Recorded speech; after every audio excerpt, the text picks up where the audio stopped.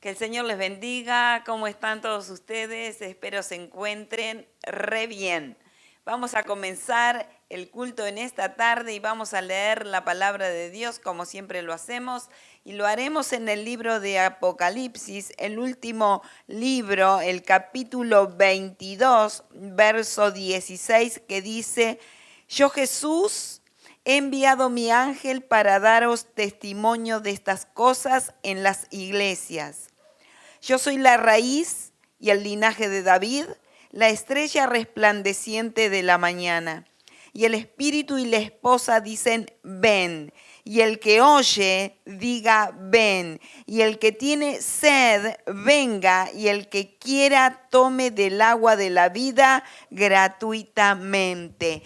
¿Cuál es su necesidad? Él es la estrella resplandeciente de la mañana. Él es el que puede saciar tu alma, el que puede tomar el control y el dominio de toda tu situación. Anda a Él, a Jesús. Poné tus necesidades delante de Dios, porque vamos a comenzar de esta manera, orando por tus necesidades. Señor, gracias te damos por tu amor, por tu presencia y por todo cuanto tú haces en cada uno de tus hijos. Toca y bendice, oh Dios, donde se encuentren, todo aquel que tiene sed de ti, todo aquel que quiera buscar tu presencia, que en esta hora pueda encontrarte y pueda encontrar, Señor, conforme a sus necesidades, ese toque divino que viene de tu presencia. Cubro a cada una de esas vidas que están conectadas en esta hora, sea en Argentina o en otro lugar del mundo. Señor, tu mano poderosa obrando a su favor en el nombre de Jesús para tu gloria. Los bendecimos en tu nombre. Gracias te damos por este culto maravilloso que tendremos en esta hora. En el nombre de Jesucristo. Amén y amén. Los muros caerán con grito de júbilo. Caerán. ¿Se animan a un grito de júbilo? Amén. ¿Cuántos tienen victoria en esta tarde? Pueden creer con todo su corazón que el Señor quiebra todo muro. Todo lo que se quiere levantar en contra de nuestras vidas es destruido en el nombre de Jesús. ¿Lo creen? Así que vamos a decir un buen grito de júbilo con todo nuestro ser. Con grito de júbilo. ¿Puede hacerlo más fuerte? ¿Con las palmas?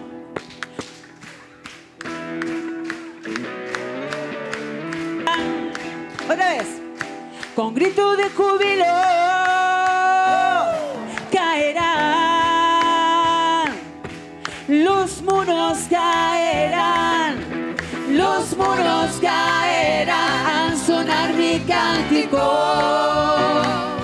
Caerán. Sí, Señor. Los muros caerán, los muros caerán, con grito de júbilo caerán. Aleluya. Vamos a declarar. Caen los muros, caen los muros, caen los muros, caen los muros. Caen los muros, caen los muros,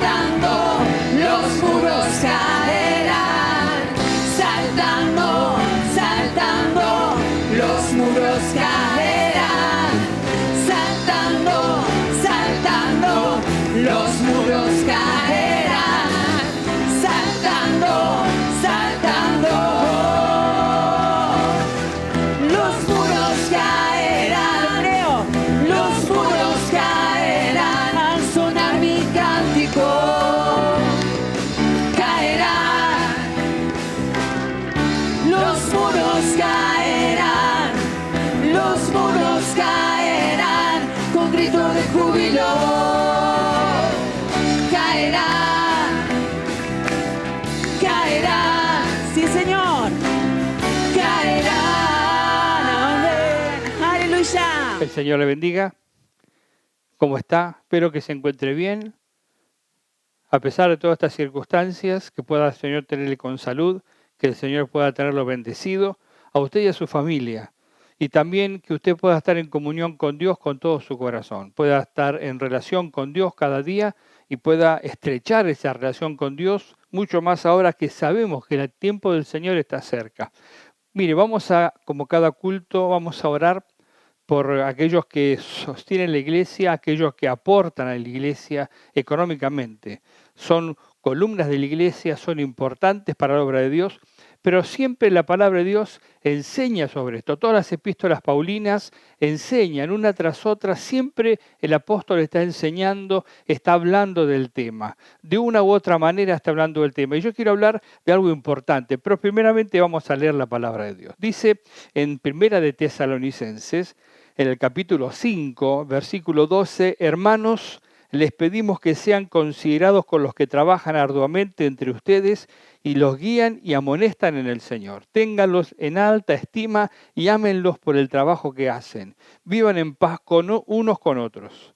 Hermanos, también les rogamos que amonesten a los holgazanes, estimulen a los desanimados, ayuden a los débiles y sean pacientes con todos. Asegúrense de que nadie pague mal por mal, más bien esfuércense siempre para hacer el bien, no solo entre ustedes, sino a todos. Amén.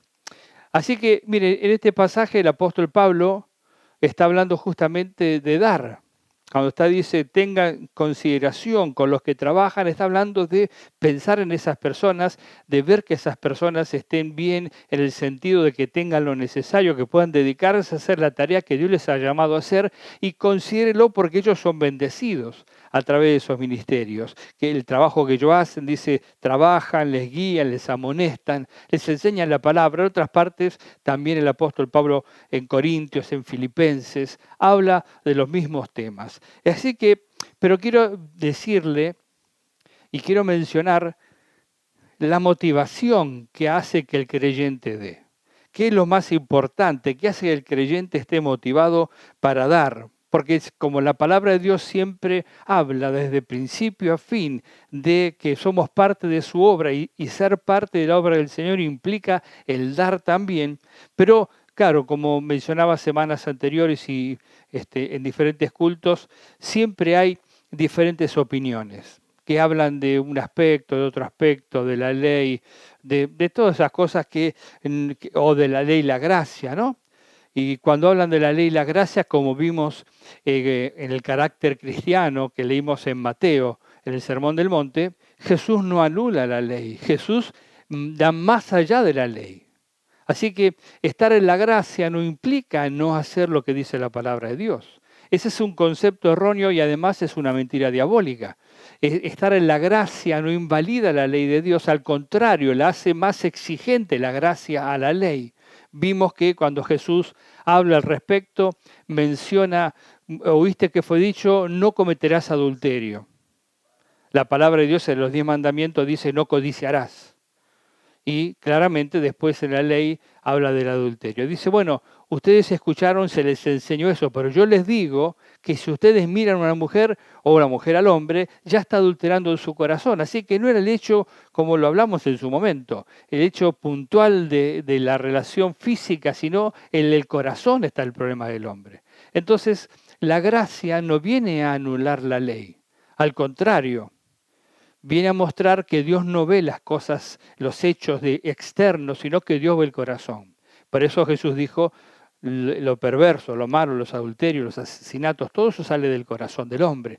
Así que es un argumento que no sirve para justificarse en no hacer la voluntad de Dios. ¿Por qué se justifican entonces estas personas para no hacer la voluntad de Dios en este sentido? Porque el principio vector de cuando una persona va a dar es el amor.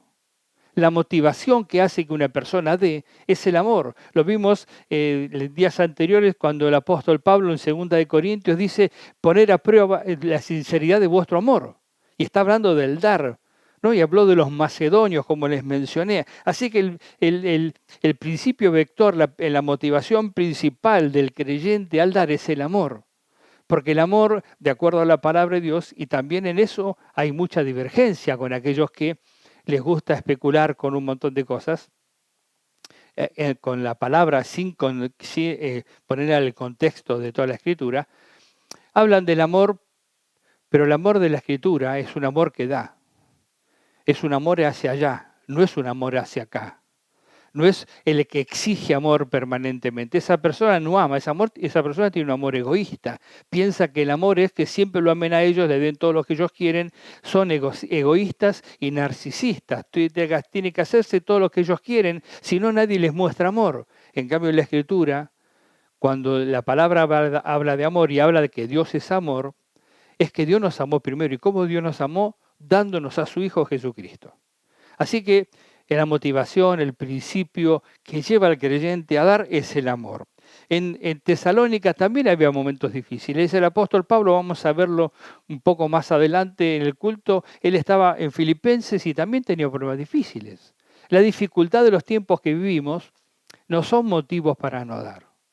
Al contrario, la dificultad del tiempo que vivimos debería ser la mayor motivación para dar. Porque las personas estamos escuchando permanentemente cuántas personas pasan a la eternidad y cuántas de ellas tienen a Cristo. Muchos de ellos, la mayoría, no tienen a Cristo. Pasan a la eternidad sin Cristo.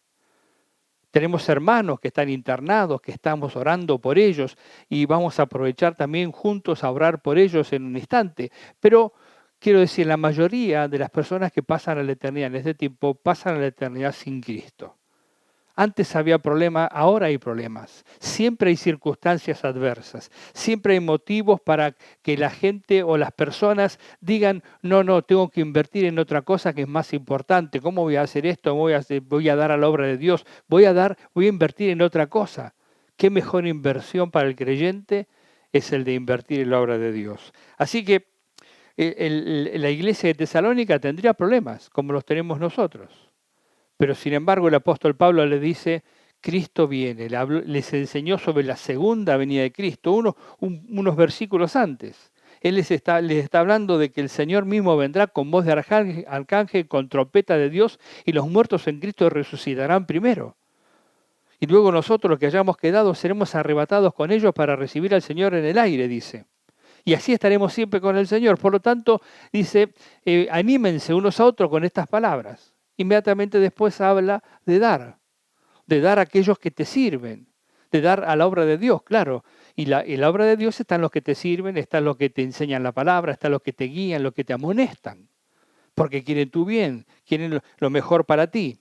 Entonces, si el principio vector, que es el amor, la motivación principal de una persona, que es el amor, no está en su corazón, o tiene un amor egoísta, siempre va a argumentar para no hacer la voluntad de Dios. Siempre va a argumentar para no apoyar la obra de Dios y siempre va a tener otro motivo u otra motivación o va a tener otro principio más importante u otro lugar donde cree que es mejor hacerlo, pero no la obra de Dios. ¿Por qué? Porque la obra de Dios requiere un renunciamiento, requiere una entrega, requiere una negación de uno mismo para hacer la voluntad de Dios. Por eso la palabra del Señor siempre nos enseña a dar. Dios nos involucró en su obra. Dios involucró en el Antiguo Testamento a los israelitas para hacer su obra y ser el instrumento para que de todas las naciones fueran a Israel al templo de Dios para conocer a Dios. Cuando Israel rechazó a Jesucristo, Jesús fundó la iglesia en Pentecostés y envió la iglesia al mundo.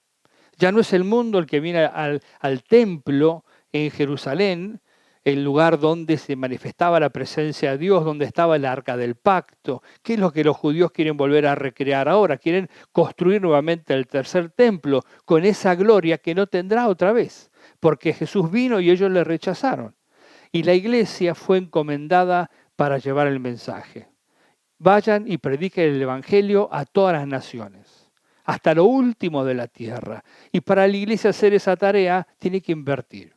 Tiene que trabajar y tiene que invertir, tiene que ir, tiene que dar, tiene que orar. Mire, estos días usted seguramente habrá visto, si continúa y sigue con los programas de la iglesia que vamos subiendo vez tras vez, el viernes pasado tuvimos problemas técnicos. Tuvimos problemas técnicos que nos hizo salir más tarde el programa, la predicación, el culto virtual. Y esas cosas hay que solucionarlas, tuvimos que solucionarlas. Tuvimos que comprar lo necesario para que esas cosas no nos vuelvan a pasar. Ya el año pasado habíamos comprado cosas como esta misma cámara, que nos permite a nosotros filmar. Y compramos otros artefactos, otros elementos que hacen que podamos salir al aire con sonido, con video, en algunos casos poder hacerlo en vivo. Estamos trabajando también para ver de poder hacerlo por unas cuestiones de internet y demás, ¿no? De conexiones. Pero todo eso requiere inversión. Pero cuando nosotros invertimos en eso, en un contexto de pandemia y de cuarentena, y aún después cuando todo esto pase, lo que va a ocurrir es que vamos a poder seguir llegando a personas en otras partes del mundo. Entonces, necesitamos invertir. Para invertir tenemos que amar a Dios. Y si podemos amar a Dios es porque Él nos manifestó primeramente su amor a nosotros y nosotros lo recibimos de Él. Por eso podemos amar. Así que hay otro argumento más y con esto quiero terminar. Porque después, bueno, voy a la predicación, que esto también es palabra de Dios. Esto también es predicación y es palabra de Dios. No es porque hable del tema de la ofrenda, del diezmo, no es palabra de Dios, es palabra de Dios. Igual que la que después voy a compartir y reparto el tiempo entre uno y otro para poder entonces compartir con ustedes plenamente la palabra del Señor completamente. En 2 Corintios capítulo 11, bueno, el apóstol Pablo en 1 Corintios y en 2 Corintios, en ambas cartas, él habla del dar. Y habla de cómo era su ministerio, cómo era su actitud, cuál era su derecho. Él dice, estos son los derechos de un apóstol, estos son los derechos que tengo yo como apóstol de Jesucristo porque Dios me llamó. Y habla de Pedro y dice, que solo ellos tienen derecho y yo no. Y está hablando de la ayuda económica, del sostén, está hablando de que la iglesia tenía que ocuparse de él. Le está diciendo a los corintios. Y les dice además, que es lo que algunos toman, pero lo toman fuera de contexto. Él les dice además que él, cuando tuvo necesidad, él trabajó con sus manos, que a ellos no le pidió nada. Pero en realidad no estaba poniendo un ejemplo de aquello que se debe hacer, estaba reprochándole a los corintios que ellos debían haberse ocupado de él, debían haberse interesado de su vida. Él fue a Corinto, caminó, recorrió toda la región de Acaya, de Macedonia, predicó el evangelio, fundó iglesias, estableció ancianos. Él dice, usted tendría que preocuparse por mí, así como yo me preocupo por ustedes. Entonces él estaba reprochándole en realidad al decirle todo eso.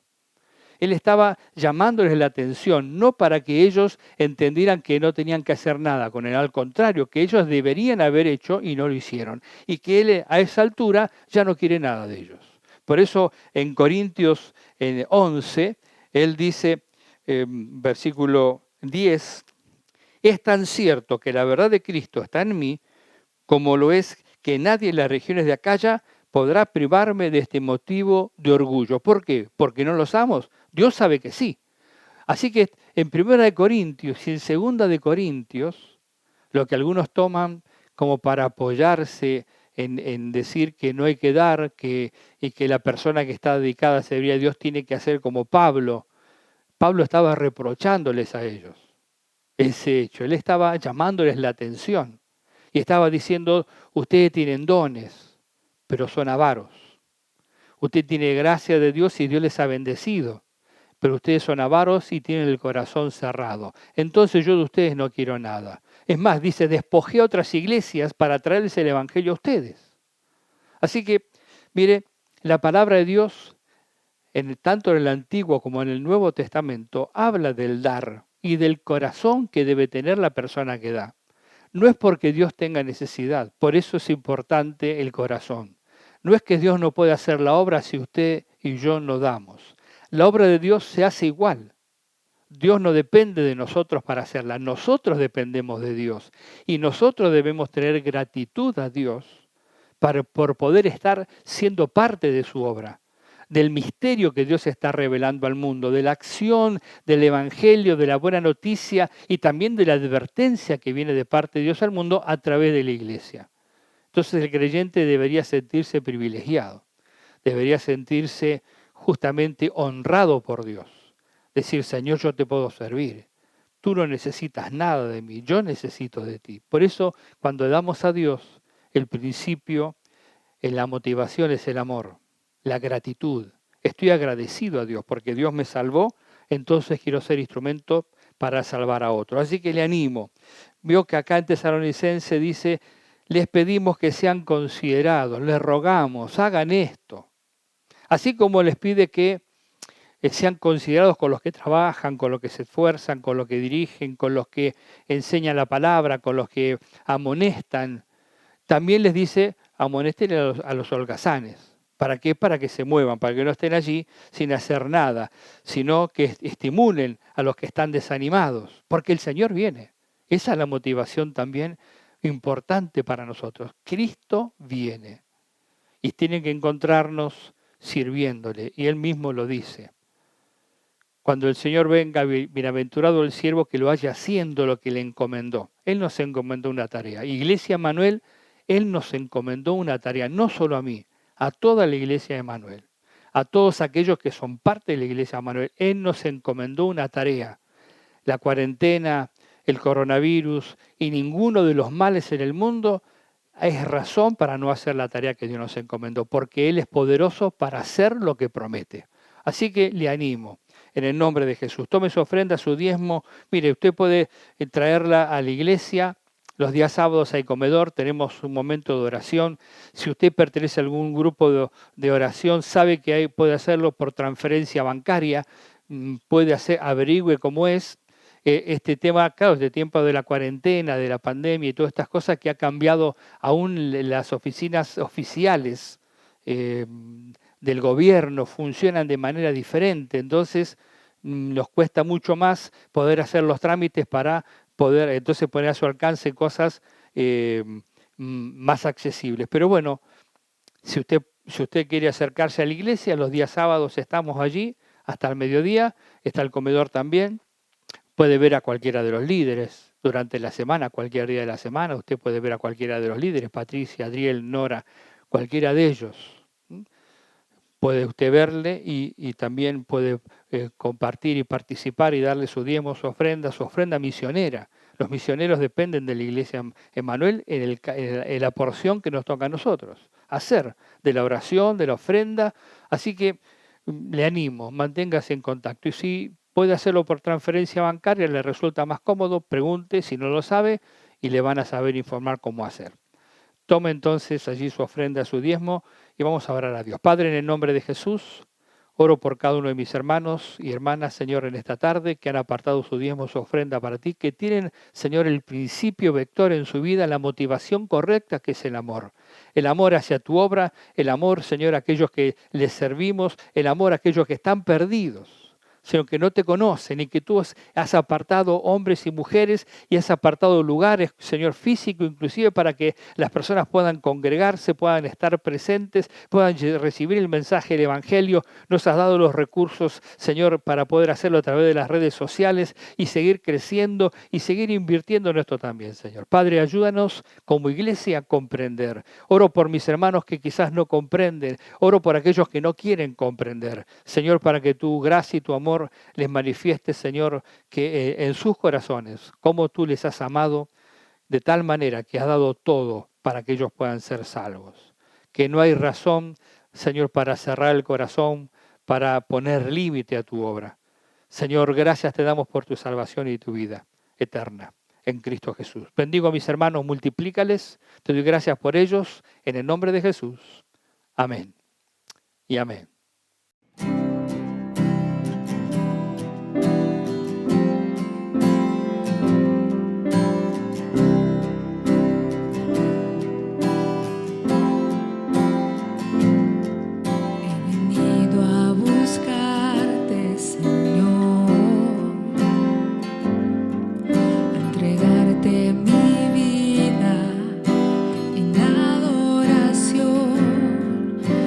Decirte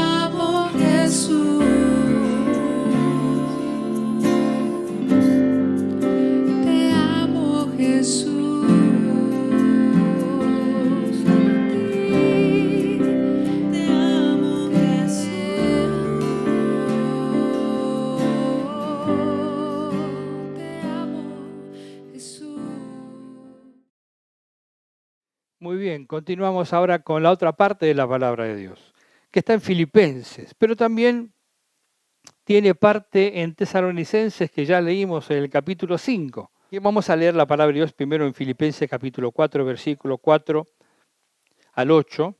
Dice, alégrense siempre en el Señor. Insisto, alégrense, que su amabilidad sea evidente a todos. El Señor está cerca. No se inquieten por nada.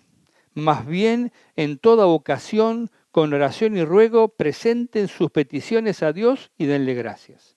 Y la paz de Dios, que sobrepasa todo entendimiento, cuidará sus corazones y sus pensamientos en Cristo Jesús. Por último, hermanos, consideren todo lo verdadero, todo lo respetable, todo lo justo, todo lo puro, todo lo amable, todo lo digno de admiración, en fin, todo lo que sea excelente o merezca elogio. La versión Reina Valera dice, en eso pensad, en todas esas cosas, lo bueno, lo justo, lo que merece alabanza, en esas cosas tenemos que pensar, porque si nuestros pensamientos y nuestra mente se van por otro lado, seguramente entraremos en ese camino de error. A los tesalonicenses le dice, estén siempre alegres, versículo 16. Oren sin cesar, den gracias a Dios en toda situación, porque esta es la voluntad de Dios para con ustedes en Cristo Jesús. No apaguen el espíritu, no desprecien las profecías, sométalo a todo a prueba, férrense a lo bueno, eviten toda clase de mal. Mire, dice, sométalo todo a prueba. Así que no tenemos que creer todo. Someta todas las cosas a prueba, aún las cosas que yo le estoy diciendo. Sométalo a prueba, mire la palabra de Dios, lea comentarios bíblicos. Un comentarista bíblico no dice su opinión.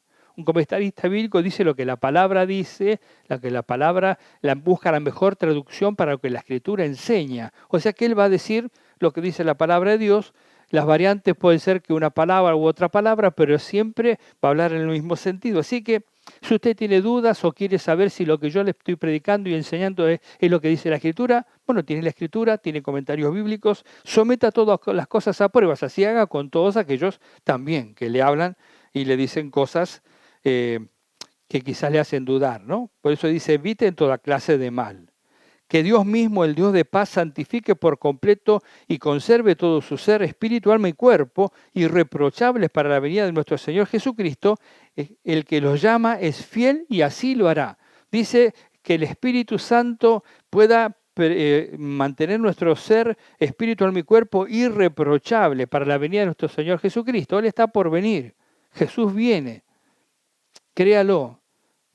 Téngalo por seguro. Jesús viene. Por eso, claro, el apóstol Pablo en su carta, tanto en Filipenses como en Tesalonicenses, dice, alégrense, gócense, regocíjense, les dice a ellos. ¿Por qué ellos tenían que regocijarse? ¿Por qué nosotros tenemos que regocijarnos? ¿Por qué se tiene que regocijar usted?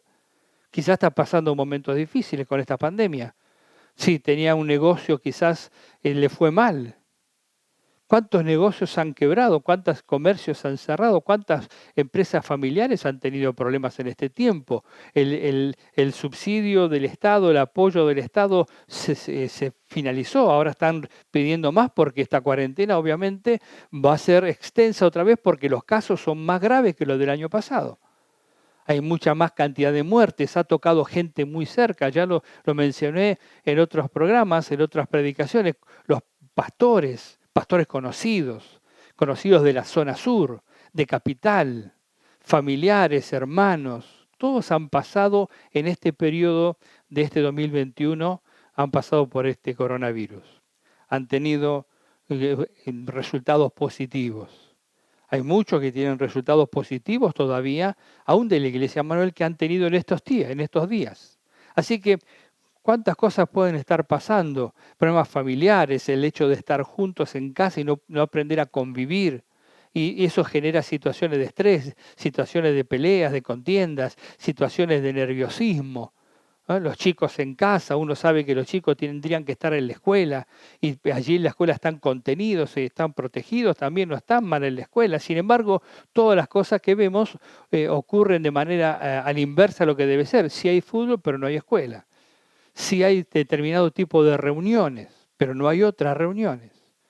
Bueno, Esas son las cosas que uno puede decir que son injusticias, son discrecionales, ¿no? Que uno, el que está en el poder, decide lo que le parece que es mejor hacer. Y bueno, tiene su prerrogativa de poder para tomar decisiones. Así que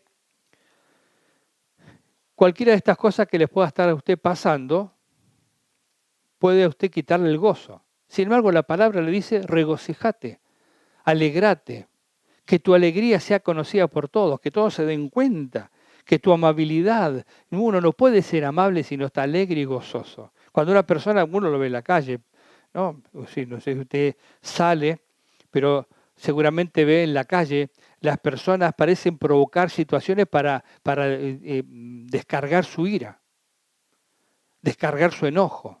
Provocan situaciones, las buscan ellos para poder después descargar la ira. No hay amabilidad. No hay un amor, no hay una alegría, un gozo de las personas. Hay una tensión permanente en la sociedad por todo lo que pasa que no solamente en Argentina, sino que en el mundo entero generó una crisis económica. Porque los negocios no pueden funcionar igual. Entonces, ¿por qué se va a gozar? Quizá usted me dice, alegrate, regocijate. La palabra de Dios dice, alegrate y regocijate. ¿De qué me voy a regocijar con todos los problemas que tengo? Bueno, la palabra de Dios sigue diciendo, alegrate, regocijate, gozate en el Señor, porque Dios tiene el control de todas las cosas. Sabe que a pesar de todo esto que está pasando, y decía que también el apóstol Pablo en su época tenía dificultades. Él en este momento, cuando escribe estas palabras, está preso, está en la cárcel. Él está preso en una cárcel y te dice a ti, regocijate. Alegrate, mire, dice en el capítulo 1, hermanos, quiero que sepan que en realidad lo que me ha pasado ha contribuido al avance del Evangelio. Es más, se ha hecho evidente a toda la guardia del palacio y a todos los demás que estoy encadenado por causa de Cristo. Gracias a mis cadenas, ahora más que nunca, la mayoría de los hermanos confiados en el Señor se han atrevido a anunciar sin temor la palabra de Dios. Estaba escuchando, mejor dicho, estaba leyendo un informe de Aragón, de España, de la Iglesia de las Asambleas de Dios de España, que van a hacer una presentación judicial contra el Estado de Aragón porque le ha prohibido a las iglesias cantar. Las iglesias y las demás actividades se han reanudado, se han levantado las restricciones, pero el Estado le dice a la iglesia, no pueden cantar. Entonces, una situación similar a la época del apóstol Pablo era una persecución contra la iglesia, contra los creyentes. Los creyentes estaban atemorizados. Hoy los creyentes están atemorizados del coronavirus, pero no de Dios. Deberían atemorizarse de Dios. Deberían tener temor de Dios. Y no temor del coronavirus, porque, como dije el otro día, nadie va a morir si Dios no lo llama a su presencia. Es Dios el que tiene la decisión final. No es el virus, ni es el gobierno, ni son las personas. Recuerdo también en una oportunidad que estuve trabajando en el Instituto Bíblico en esa época, en la Facultad de Teología. El primer año que se hizo la Facultad de Teología en el Instituto Bíblico, allí por el año 90, 91, que uno de los hermanos que estaba allí en el Instituto Bíblico peruano, dice que, bueno, en esa época, en esa zona, estaba Sendero Luminoso, un grupo terrorista, y que habían amenazado permanentemente a un pastor de una iglesia para que cerrara y se vaya, porque obviamente el Evangelio hace oposición a ellos. Estas palabras son diferentes a las que ellos hablan e inculcan a las personas. Ellos inculcan el temor, el terror, el odio, la venganza. En cambio, la palabra de Dios habla de lo contrario. Y lo estaban amenazando al pastor y el pastor dijo, yo no me voy a ir. Y lo amenazaron varias veces hasta que lo tomaron prisionero, lo sentaron en el centro de la plaza, lo ataron a una silla y le pusieron una bomba bajo la silla. Y la bomba explotó. Y cuando explotó la bomba y bajó el humo, el pastor estaba ahí sentado, vivito y coleando. No le había pasado absolutamente nada. No es el hombre el que decide sobre la vida y la muerte de la humanidad. Es Dios el que lo decide. Si una persona muere, sea cual fuera la causa, es porque Dios lo ha permitido. sea creyente o no creyente. Dios lo ha permitido. Entonces, el apóstol Pablo dice más adelante, bueno, dice que él está preso por causa del Evangelio, no por ser malhechor, sino por causa del Evangelio.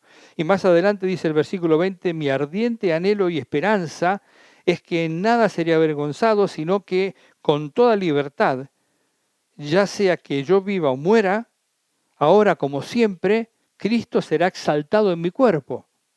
Porque para mí el vivir es Cristo y el morir es ganancia. Mire si no tenía una situación difícil el apóstol Pablo. Mire si no era grave la situación de él. Estaba preso, encadenado, con expectativa de que iba a morir. Sin embargo, él estaba firme.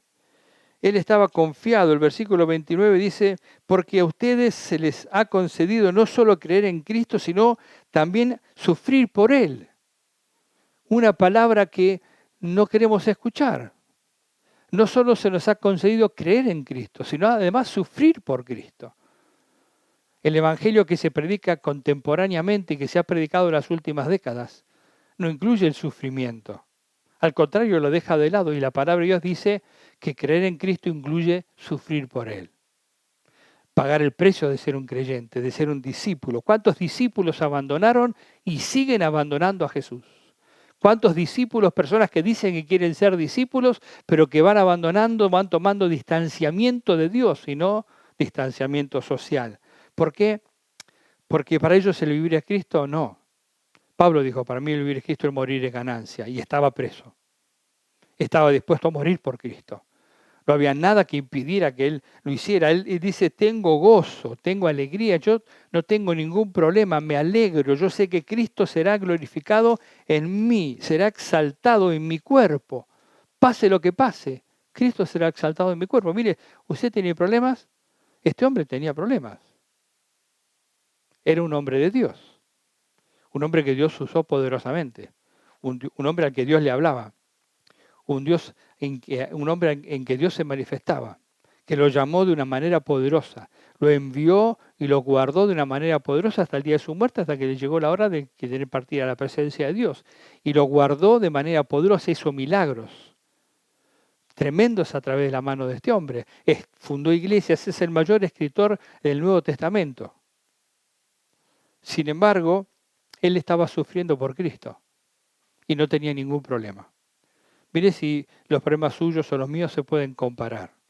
Quizás vivimos en otra época y pensamos que no se pueden comparar los sufrimientos nuestros con los de él. O quizás pensamos que sí, que los nuestros son importantes. Y es verdad, son importantes, pero si Dios obró en la vida de este hombre, con este corazón, también la exhortación, el ánimo que Él te quiere dar a ti a través de la Escritura, el Espíritu Santo, lo vemos que es una persona que estaba padeciendo por causa del Evangelio. Entonces el Espíritu Santo usa la vida de este hombre para animarnos, para fortalecernos, para darnos a nosotros las razones del gozo. Hay razones para gozarnos. Y Él lo dice unos versículos antes. Dice que Dios te transforma. Esa es la primera razón de que tenemos que tener gozo. Mire, voy a leer unos versículos antes que incluye a aquellos que rechazan al Señor, pero finalmente habla de esta verdad. Dice, como les he dicho a menudo, y ahora lo repito hasta con lágrimas, muchos se comportan como enemigos de la cruz de Cristo. Su destino es la destrucción, adoran al Dios de sus propios deseos y se enorgullecen de lo que es su vergüenza. Solo piensan en lo terrenal. En cambio, nosotros somos ciudadanos del cielo, de donde anhelamos recibir al Salvador, al Señor Jesucristo.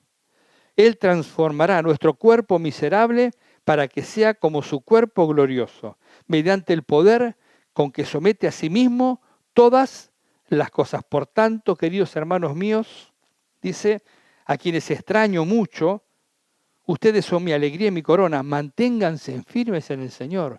¿Por qué tenemos que gozarnos? Porque este cuerpo miserable será transformado para nosotros que creemos en Él. Después están aquellos que mencionó Él primeramente, aquellos que son enemigos de la cruz de Cristo por cómo se comportan, cuáles son sus deseos y sus intereses, que no son los intereses de Dios.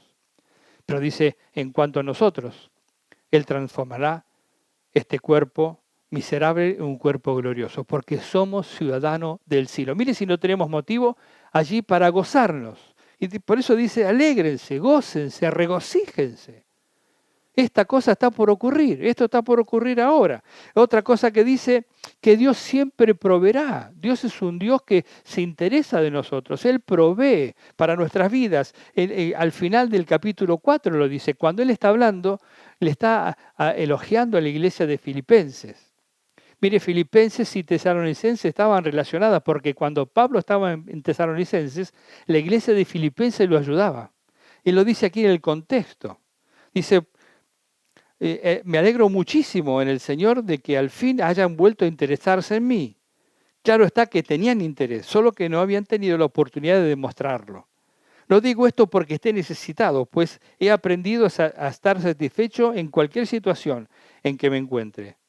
Sé lo que es vivir en pobreza y lo que es vivir en abundancia. He aprendido en todas y cada una de las circunstancias a vivir, tanto como al estar saciado como pasar hambre, a tener de sobra como para sufrir escasez. Todo lo puedo en Cristo que me fortalece. Sin embargo, han hecho bien en participar conmigo en mi angustia. Y ustedes mismos, filipenses, saben que al principio de la obra del Evangelio, cuando salí de Macedonia, ninguna iglesia participó conmigo de los ingresos y gastos excepto ustedes. Incluso a Tesalónica me enviaron ayuda una y otra vez para suplir mis necesidades. No digo esto porque esté tratando de conseguir dádivas o conseguir ofrendas. Mire, lo tiene que aclarar. No lo dice por eso, sino pone el principio también importante con la cuestión del dar. Dice, no es que yo busque dádivas, sino que yo busco un fruto que abunde a vuestra cuenta. El primer bendecido es el que da. Y el apóstol Pablo está diciendo que cuando uno tiene ese corazón y esa actitud, Dios suplirá todo lo que le falta conforme a sus riquezas en Cristo Jesús. Dios proveerá. Mire si no nos vamos a gozar en medio de una situación tan difícil, diferente a la que ellos vivían, pero que también era difícil, ahora en tiempo de pandemia, en tiempo de cuarentena, donde todo esto pasa, ¿cómo no nos vamos a gozar? Si Dios es un Dios que siempre está presente y es un Dios que nos proveerá siempre. Jesús lo prometió, mire, en Lucas. En Mateo primeramente voy a leer. Dice en Mateo capítulo 10, en el versículo 29 al 31, dice, ¿no se venden 2 gorriones por una monedita? Sin embargo, ni uno de ellos cae a tierra sin que lo permita el Padre. Y Él les tiene contado a ustedes aún los cabellos de la cabeza. Así que no tengan miedo, ustedes valen mucho más que los gorriones. Mire, ¿cómo nos vamos a preocupar? Si Dios es el que tiene el control de todas las cosas, dice, no cae un gorrión a tierra si Dios no lo permite. Así que, ¿cómo Él entonces no se va a ocupar de nosotros, que somos más valiosos que los gorriones? Mire, para el mundo, claro, haciendo una comparación, ¿no? Para el mundo es más importante el gorrión.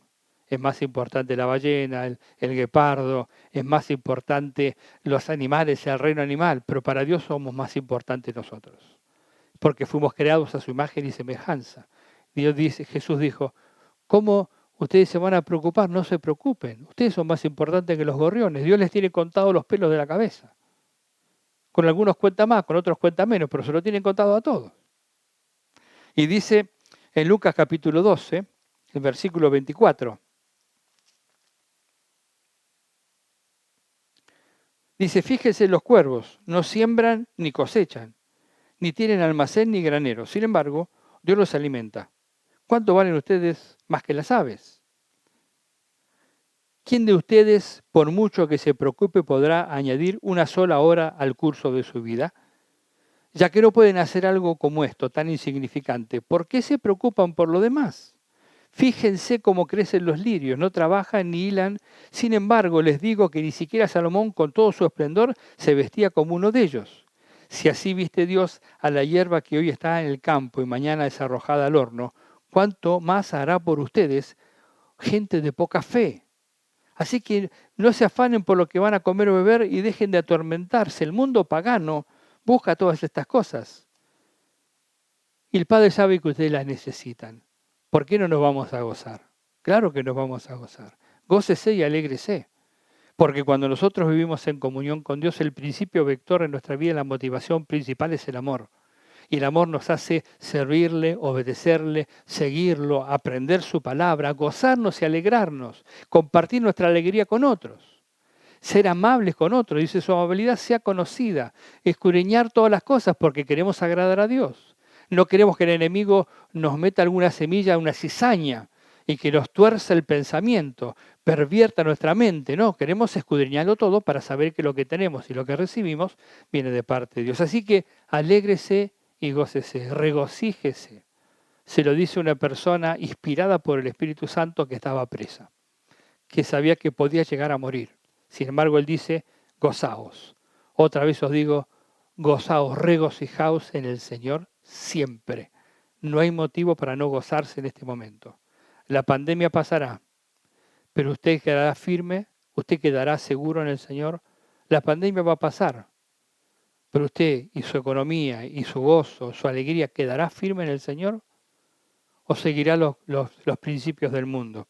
El mundo busca las cosas que no tienen que ver con Dios, pero Dios sabe lo que nosotros necesitamos y por eso la palabra de Dios nos ayuda y nos manda, nos anima a depender de Él. Dependa del Señor y va a ver que usted va a tener gozo, va a tener alegría, va a tener en su corazón a Cristo y Él es la vida, como dice la canción que cantamos tantas veces. Alégrense siempre en el Señor, insisto, alégrense, que su amabilidad sea evidente a todos. El Señor está cerca, no se inquieten por nada, no entristezcan al Espíritu, dice en Tesalonicenses, no lo resistan, sino reciban las profecías, le reciban la palabra profética para su vida. Escudriñelo todo y apártese del mal y no permita que nadie siembre cizaña en su mente. Entonces se va a gozar, se va a alegrar y va a tener paz en su corazón. Amén. Padre, en el nombre de Jesús, oro por cada uno de mis hermanos y hermanas que están participando de este culto virtual en esta tarde. Ruego, Señor, por cada una de sus vidas para que sus corazones tengan gozo y alegría, puedan permanecer firmes y habiendo terminado este tiempo de pandemia, de cuarentenas, estar firmes en ti. Estar firmes, Señor, en la fe de Jesucristo. No haberse alejado, distanciado de ti, sino que pueden haberse aferrado aún más, confiando, alegrándose de que somos ciudadanos del cielo, de que tú eres el que tiene el control de todas las cosas y transformarás este cuerpo miserable por un cuerpo glorioso cuando nos vengas a buscar. Y también podemos estar seguros porque tú eres un Dios que provee siempre. Tienes todo bajo control. A ti no se te escapa nada. Tú bendices cada una de la vida de aquellos que confían en ti. Gracias, Señor, en el nombre de Jesús. Señor, oramos por cada uno de los anexos, por Corrientes, Mercedes Corrientes, Federico y Cristina. Oramos por Guernica, por los hermanos. Oramos por Rosa, Señor, que ha sido operada y gracias, Señor, que está evolucionando favorablemente. Oramos por Mirte, la bendecimos, que está encargada de la obra. Oramos por Rubén y Katy, Señor, por la obra en Figueroa. Toca sus cuerpos, de ellos y el de su familia, el de su yerno, Señor, puedan salir rápidamente de este momento y periodo, Señor, que ellos están convalecientes. En el nombre de Jesús, bendice la iglesia en Don Orione, los obreros, los líderes, a cada uno de ellos, Señor, oramos para que sus vidas sean bendecidas. Oramos por los pastores Torres, por la hermana Norma, Señor, de Entre Ríos, de Hernández, Señor, y oramos juntos por todos los necesitados. Oramos por todos aquellos que están en aflicción. Padre, en este tiempo más que nunca, ayúdanos a invertir en tu obra, nuestra vida, nuestro tiempo, el talento, Señor, aún económicamente, porque el mundo necesita conocerte a ti, porque están pasando la eternidad sin Cristo. Y tú nos has encomendado la tarea de anunciar, de proclamar la salvación, el perdón de los pecados en el nombre de Jesús. Padre, quita la avaricia, quita el egoísmo y quita la mezquindad de nuestros corazones para que podamos servirte en este tiempo, Señor, y no escudarnos en la pandemia, sino servirte con un corazón sincero. En el nombre de Jesús, bendigo a mis hermanos en sus hogares, bendigo sus hogares, bendigo, Señor, sus trabajos y sus finanzas. En el nombre de Jesús, dale sabiduría para administrar lo que ellos tienen en sus manos. En este tiempo de pandemia, sean sabios en administrar, en no malgastar y en ser prudentes en todas las cosas. Para que, Señor, puedan ver tu mano poderosa y también gozar de ver que tú eres el proveedor, que tú eres el sustentador y que tú vienes pronto. Que nuestro gozo y nuestra alegría depende de ti, Señor. Y tú vienes a buscarnos para transformarnos, Señor, y llevarnos cerca tuyo. Gracias, Padre, por este tiempo en el nombre de Jesús.